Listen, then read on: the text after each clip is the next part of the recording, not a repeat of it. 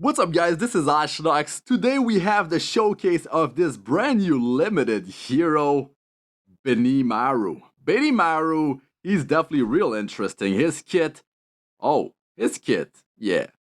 It looks OP. It feels OP. In RTA, I had to pick him first, right? I have to pick him first, so they see me coming, they're not getting those extra turn type of heroes. And I can't really get the proper showcase of his passive, because the passive is real juicy. Like, the passive is where it's at. There's a lot of stuff that's gonna drop, a lot of stuff that's gonna happen, big damage, and then you building that fighting spirit, the AoE attack. Like, it's great, right? But it's not that easy to pull off. You have to like use him as a counter pick him later. So yeah, now my stats, right? You could definitely have more attack, could have more crit damage, but I opted for these stats. It can definitely be improved upon, especially if you're going to be using him as a counter hero, right? To counter those extra turn, get that multi-layer barrier, which is insane. You'll see it in action, right? Like, you'll see it. So we'll see his damage, S1, S3, S1, I believe, yeah, without the soul burn, with the soul burn, right? The damage when I have the multi-layer barrier with the soul burn. When, the AoE attack, I believe it's Hellfire, when that triggers, you'll see that damage as well. And you'll see it versus, different targets. Softer one, tankier one, defense buff ones, real tanky, heroes. And the best battle is actually at the end of the video, so definitely stay tuned for that if you want to see him in action versus something, on the tankier side, right? It's definitely an interesting battle, so definitely stay tuned. Now, the way I use him is, another thing that makes it so it's harder for me to showcase his full potential. Since fighting with this hero in a control environment, you go against, an AI, right? Arena offense, Guild War offense. If you know what's gonna happen, they have that Conquer Lilius, whatever it may be, they get an extra turn, get that multi-layer barrier, and then stuff's gonna happen, right? But in RTA, it's different. They might decide to not use the ability that gets the extra turn, or they might straight up just ban him, which, like, so many games, guys, like 25 games, maybe 30 games I had to do, like, they ban him often, right? So that's definitely a major issue. Or I pick him first, they don't ban him, but then they don't get those heroes that have extra turn. So that's problematic, right? So definitely, like I said, pick him later, use him, counter pick with him. Don't pick him first. You see me picking him first, right? Like, that's the thing. It's definitely not optimal. Definitely not optimal. But I really like the damage output he's able to do, right? Like, when he gets multi-layer barrier, like, the fighting spirit is doubled, right? It just makes it so the passive, the AoE attack, happens super fast, and that is deadly. It definitely is deadly. If not, well, it slows him down. You would need some type of, like, combat genius pushing to make him sort of like S3 and then S1 ASAP. Who knows? I mean, you put him like on a counter set, something crazy, and then with some luck, right, he pulls off the 100 fighting spirit, even if the enemy doesn't trigger an extra, turn. So there's gonna be different ways, to go about it. So as you can see, I'm using speed, I'm using high offense, I'm using RGB heroes often, and yeah, it's definitely quite a bit of fun using this hero. Now, there's the issue, like I said, I pick him first, right? So he was detrimental in quite a few of my battles, right? Like, a lot of my battles, he didn't even get to go, because he's like last in the rotation, and I got like my Edda going ham, like skill 2 soul run into S3, like big damage happening. Like, my damage eaters are like ripping their teams, and he can't do damage, right? So I'm not gonna put it in the video. He didn't do, nothing. So that's the thing. So that's why it took like 30 battles. I was climbing, right? I was climbing because my rank dropped because I didn't play for a while. But yeah, even, man, I mean, it's not the showcase of MLK Rod, but he's showing up in some battles. That's the thing. Players are pretty hyped up about him. Man, took long enough, right? Took long enough for him to show up, but he's finally here. Definitely stay tuned for my summon and showcase video. That's definitely gonna be interesting. Definitely a powerful kit, man. That hero has. That's real cool, and gonna be a lot of ways to build him too.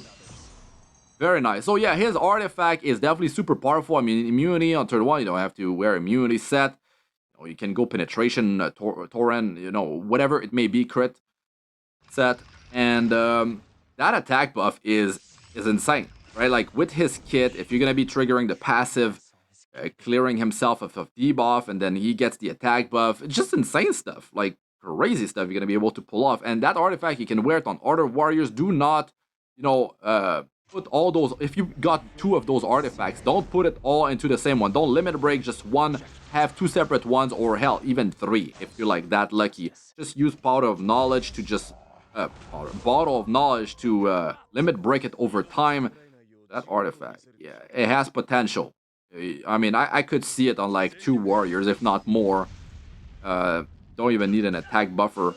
So as you can see, his damage is pretty high, but these are soft targets, right? We're talking like skill 1 soul burn without the multi-layer barrier triggering, so not maximum damage, but it's quite up there. With my stats, they're not that inflated, man. Like low 4K attack with like 280, 270% crit damage, it's not that big of a deal. And I have his own artifact, so I don't have an artifact boosting his damage.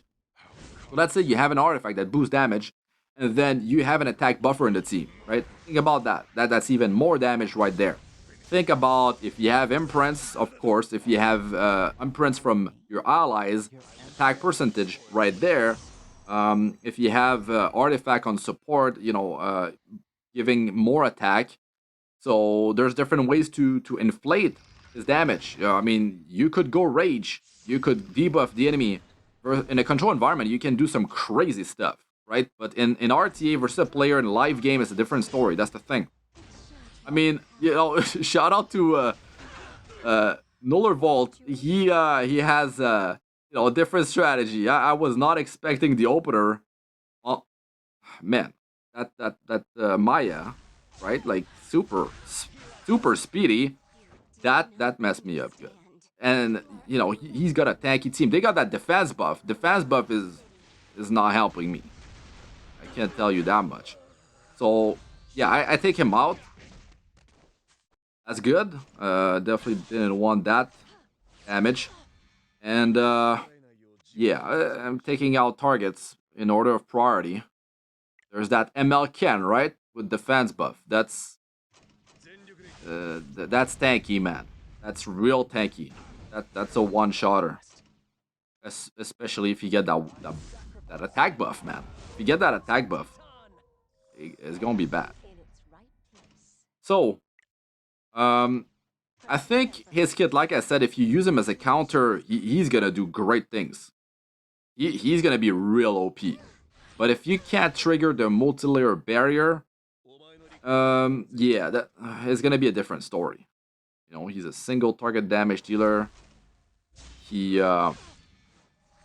deals okay damage, but you need to get his Hellfire to pop off.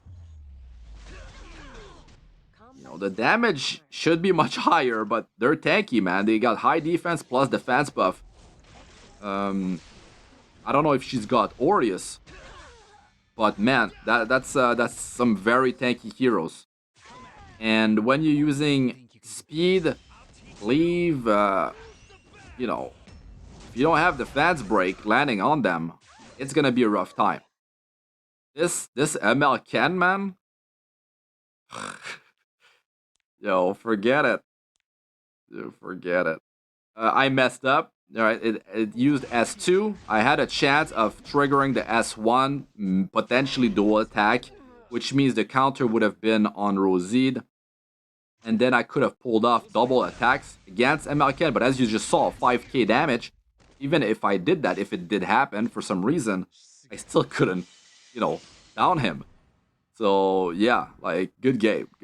That was interesting. But yeah, man, Like, if you're gonna use his kit, you trigger that passive, it's gonna be really, really good. Control environment, great.